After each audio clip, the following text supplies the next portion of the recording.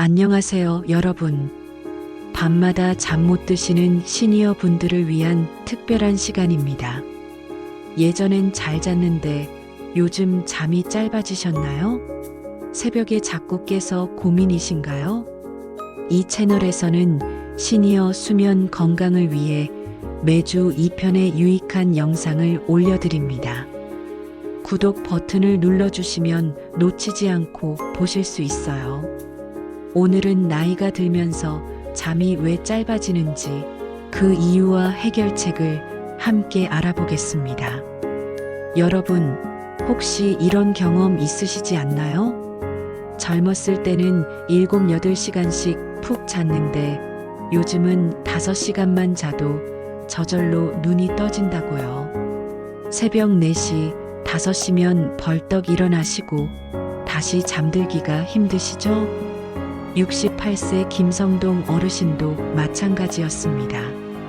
선생님, 예전엔 밤 10시에 자서 아침 6시까지 쭉 잤는데 요즘은 새벽 3시면 눈이 떠져요. 그러고 나면 다시 못 자겠더라고요. 김 어르신의 고민, 여러분과 똑같지 않나요? 사실 이런 변화를 겪는 시니어 분들이 정말 많습니다.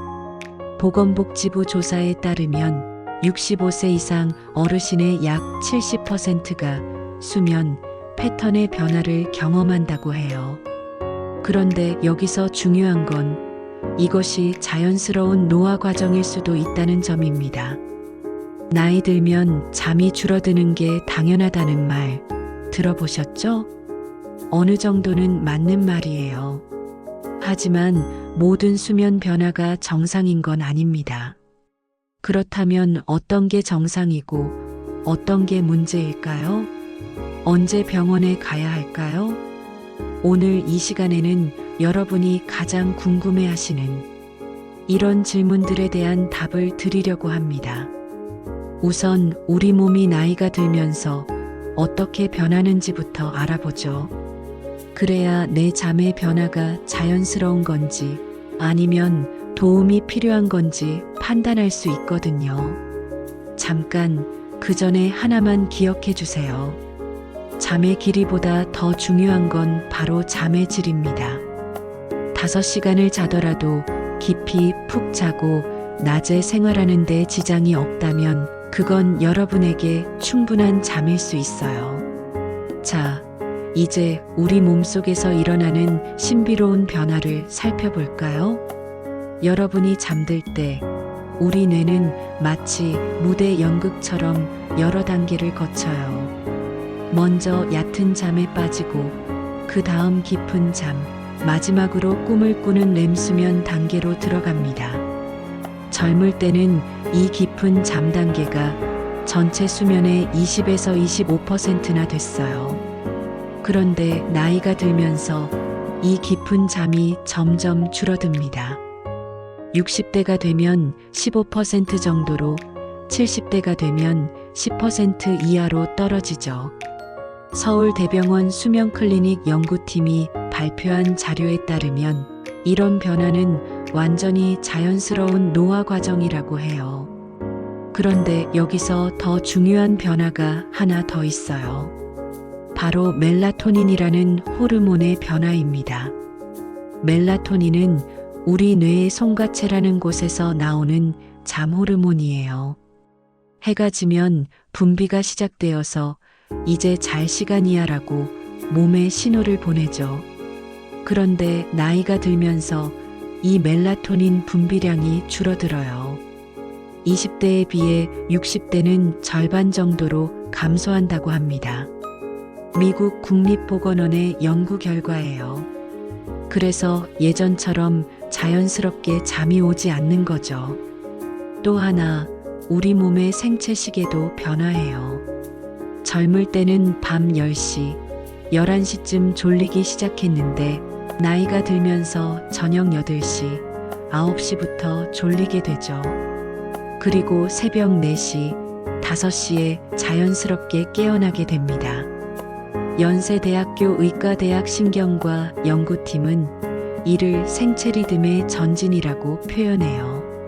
마치 시계가 빨라진 것처럼 모든 게 앞당겨지는 거죠.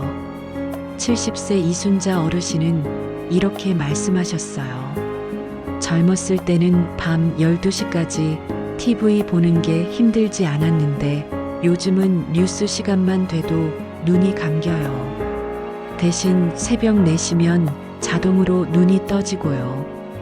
이런 변화들이 모여서 우리가 경험하는 잠의 변화가 만들어지는 거예요. 그런데 여기서 꼭 기억하셔야 할 점이 있어요. 이런 변화는 병이 아니라는 겁니다. 마치 머리가 하얗게 되고 주름이 생기는 것처럼 자연스러운 노화의 한 과정이에요. 중요한 건 이런 변화에도 불구하고 여러분이 낮에 활기차게 생활할 수 있느냐는 거죠. 그렇다면 어디까지가 정상이고 어디부터가 문제일까요?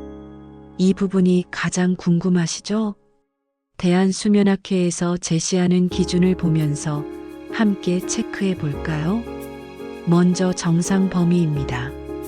첫째, 하루 5에서 7시간 정도 주무세요.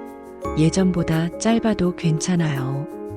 둘째, 밤중에 깨더라도 30분 이내에 다시 잠들 수 있어요. 셋째, 아침에 일어났을 때 어느 정도 개운함을 느껴요. 넷째, 낮 동안 심한 졸음 없이 일상생활을 하실 수 있어요. 이 4가지 조건을 만족한다면 잠이 예전보다 짧아져도 걱정하지 마세요. 여러분에게는 그만큼의 잠이 충분한 거예요. 앞서 말씀드린 김성동 어르신도 처음에는 걱정이 많으셨어요. 5시간밖에 못 자는데 괜찮을까요? 하고 물으시더라고요. 그런데 자세히 들어보니 낮에 피곤하지도 않고 골프도 치고 손자들과 놀아주는데도 전혀 문제가 없으셨어요. 그럼 그게 김 어르신에게는 충분한 잠인 거죠. 그럼 언제 병원에 가야 할까요? 이런 증상들이 3개월 이상 계속될 때입니다. 첫째, 잠들기까지 30분 이상 걸려요. 둘째, 밤에 깨면 1시간 이상 다시 잠들지 못해요. 셋째, 새벽 2, 3시에 깨서 아예 못 자요. 넷째, 낮에 심하게 졸리거나 피곤해서 일상생활에 지장이 있어요. 다섯째, 심한 콧골이나 숨이 멎는 듯한 증상이 있어요. 70세 박영자 어르신의 경우를 말씀드릴게요. 3달 넘게 새벽 2시면 깨서 아침까지 뒤척이셨대요. 그러다 보니 낮에 너무 졸려서 손자를 돌보기도 힘들어 하셨고요. 이런 경우는 전문의 상담이 필요해요. 박 어르신은 수면 클리닉을 찾으셔서 적절한 치료를 받고 지금은 훨씬 좋아지셨답니다. 여기서 하나 더 알아두셔야 할 게 있어요. 바로 수면무호흡증이에요. 나이가 들면서 목 주변 근육이 약해져서 잠들 때 기도가 좁아질 수 있어요.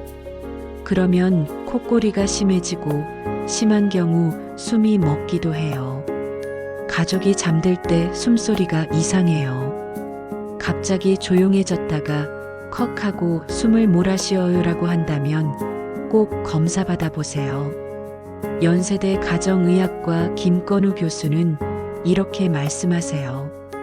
잠의 길이보다 중요한 건 낮에 생활하는데 지장이 있느냐입니다. 5시간을 자더라도 낮에 활기차다면 문제 없어요.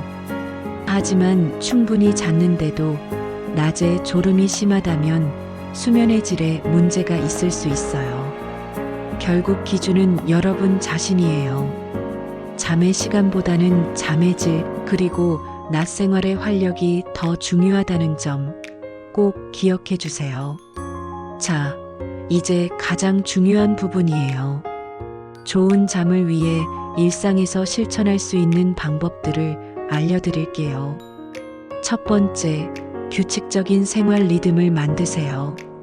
가장 중요한 건 매일 같은 시간에 일어나는 거예요. 잠자리에 드는 시간보다도 기상 시간을 일정하게 하는 게 더 중요해요.